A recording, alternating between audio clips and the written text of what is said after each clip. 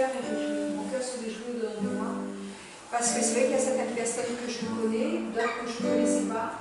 Et donc, je suis ravie de vous rencontrer, ravie de faire partie de ces rescapés, de ces balayures-là. Et merci que le Seigneur aujourd'hui puisse rassembler toutes ces balayures et en faire son propos, son peuple, que Jésus marche à la tête. En tout cas, c'est vrai que personnellement, j'ai dit, mes plus grandes souffrances, mes plus grandes déceptions, c'était dans ma marche chrétienne. Et pourtant, Dieu seul sait combien j'ai souffert avant de connaître Jésus. Mais aujourd'hui, nous devons encore plus que jamais avoir les yeux fixés vers Jésus. Ce sont nos différences qui vont faire que nous allons apprendre à nous aimer, à nous supporter et à grandir. Parce que si tout le monde, tout est pareil, comment allons-nous grandir? Il n'y a pas de différence. Nous ne allons pas pouvoir être façonnés par le Seigneur.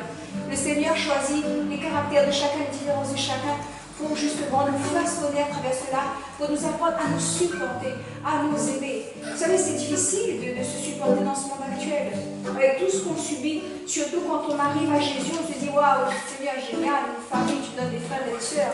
Et on évite de pleurer à cause de ce qui se passe, des attitudes, et ainsi de suite. Mais ça ne doit plus être ainsi. Je veux dire, quand il y a quelque chose, je crois qu'il est préférable d'en parler clairement, de crever l'abcès et de dire, mon frère, excuse-moi. Vous savez, parfois, un coup de fatigue, une attitude dans une parole, un geste, on peut blesser quelqu'un sans le vouloir, sans le savoir. Si la personne est vulnérable, tout de suite, elle va se sentir rejetée au milieu de côté. Ça ne doit plus être comme ça. On doit vraiment pouvoir apprendre à se dire les choses. Dans la transparence, la vérité, l'amour, c'est ce qu'il a fait, c'est ce qu'ils ont fait. Ils ont parlé librement, clairement entre eux. C'est ce que nous devons être. Apprendre vraiment à devenir meilleurs, apprendre vraiment à être cette église parfaite, cette épouse parfaite que Jésus cherche. Il a bien dit, une robe, une épouse sans tache, sans pli, sans ride. C'est ce que nous devons être. En tout cas, moi je bénis le Seigneur pour la connexion avec le frère Jean-Noël, avec ceux que je ne connaissais pas. Merci vraiment. Et j'espère, je crois, j'ai cette conviction au-dedans de moi. S'il y a encore des petites failles, le Saint-Esprit va travailler dans nous, le Seigneur va nous façonner. Ce qu'il veut, c'est faire de nous des vases d'honneur.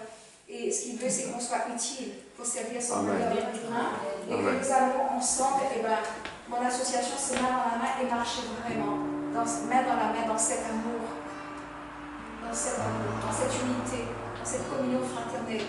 Pouvoir s'entraider, se soutenir, s'exhorter, s'encourager. Et c'est par nos fruits, nos attitudes que nous allons gagner le monde. Parce qu'aujourd'hui, il y a eu un tel discrédit sur l'Église, les gens n'ont plus confiance. L'Église est salie, vous voyez? Et par notre attitude, les fruits que nous transportons avec nous, nous allons pouvoir donner des bons fruits aux autres.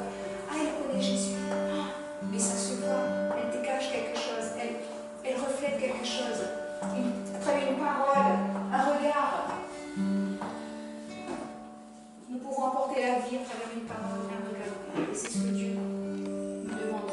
Amen. Parce que nous sommes porteurs de cette vie, la vie de Jésus en nous, qui coule en abondance. Merci en tout cas. Et soyez bénis.